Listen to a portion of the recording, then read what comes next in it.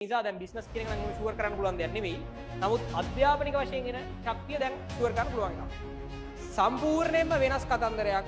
නිකම්ම අවුරුදු 16 විතර ඉස්කෝලෙන් අයින් වෙලා මොකක් හරි වැඩක් කරලා එන මිනිස්සෙක් එන ගමනයි තමන් පිළිගත් උපාධියක් තියාගෙන පිළිගත් අධ්‍යාපනික මට්ටමක ඉඳන් මොකක් හරි කම්පැනි එකක් ගොඩ ගන්න ගමනයි සම්පූර්ණයෙන්ම කතන්දර දෙකක්. ඒ දෙක කවදාවත් එකට සංසන්දනය කරන්න බෑ. ඒ දෙක සම්පූර්ණයෙන්ම කතන්දර දෙකක්. හරිද? ඊට පස්සේ අවුරුදු දෙක තුනක් අපි ගෙදරින් චුට්ටක් මේකදී අනිවාර්යෙන් අවුරුදු දෙකක් විතර ගෙදරින් අයින් වෙලා ඉන්න වෙනවා. ඒ කාලේ අනිවාර්යෙන් පව් කරන්න වෙනවා මම මේ කියන කතන්දරේ. ගෙදරින් අයින් වෙලා අවුරුදු දෙකක් විතර ඉන්න වෙනවා. ඊට පස්සේ නැවත ගෙදරට යද්දී අයින් වෙලා කියන්නේ අතියවත් කියන්න දුන්නේ නෙමෙයි.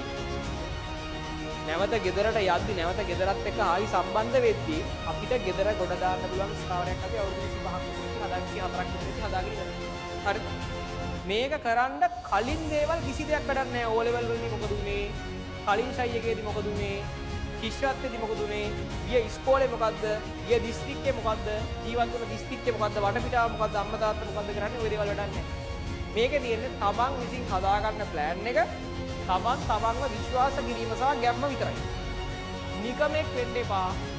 තේරුමක් නැහැ. හරි? නිකන් ඔහේ ජීවත් වෙන මිනිස්සෙක් වෙන්න එපා තේරුමක්. හරි?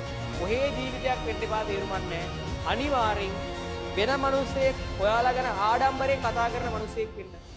ආඩම්බරයෙන් කතා කරන මිනිස්සෙක් වෙන්න ඉතරයි කියන්නේ. හරිද? වෙන කෙනෙක් ඕගොල්ලෝ ගියපු තැන ගැන මොකක් හරි විදිහකට මම කියන්නේ හැමෝම මේ කියන්නේ.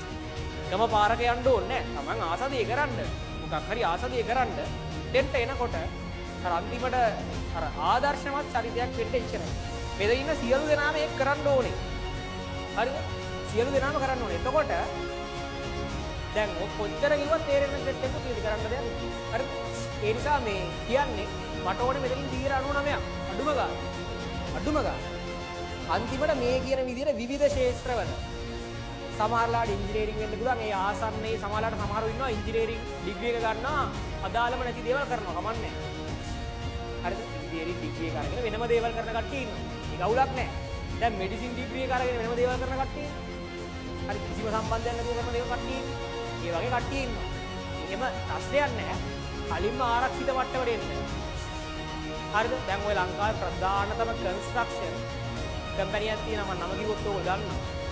ඒකේ අධිකාරයා සාමාන්‍යයෙන් අඩු ආදායම්ලාභී පවුලකින් ගිහිල්ලා මෙඩිසින් සිලෙක්ට් වෙලා අපරිම කට්ටක් කාලා 80 ගණන් වල මෙඩිසින් සිලෙක්ට් වෙලා 80 ගණන් වල මෙඩිසින් සිලෙක්ට් වෙලා මෙඩිසින් ගිහිල්ලා ડોක්ටර් කෙනෙක් විදිහට අවුට් වෙලා පොඩ්ඩක් කාලයක් ප්‍රයිවට් ප්‍රැක්ටිස් කරලා ඒවා මේ වැඩි විතර මූලික ප්‍රාර්ථනයක් එහෙමත් ලොකුවට හැදෙනවා. ඒකෙන් සම්පූර්ණයෙන්ම කන්ස්ට්‍රක්ෂන් වලට මාරු වෙලා දැන් ලංකාවේ තියෙන ප්‍රධානතම කන්ස්ට්‍රක්ෂන් කම්පැනි දෙකක් එකක්. අයිතිය. ලංකාවේ ප්‍රධානතම කන්ස්ට්‍රක්ෂන් කම්පැනි එක පොඩිම මට්ටමේ ඉඳන් ගොඩ නගපු දෙයක්. ඒ නිසා හොඳට මතක තියාගන්න සමහරවිට ජීවිතයේ අන්තිමටම යන තැන මේ දේවල් එක්ක සම්බන්ධයක් නැති වෙන්න පුළුවන්. දැන් කවුරු හිතන්නේ මෙඩිසින් කරලා එහෙම දැනකට එනවා. හරි. ඒක මේ කාලේ ගහන ගේම් එක මේ කාලේ Taman ජීවිතේට හදාගන්න ගැම්ම තමයි ඒ තියෙන්නේ. වෙන දෙයක් නෙමෙයි.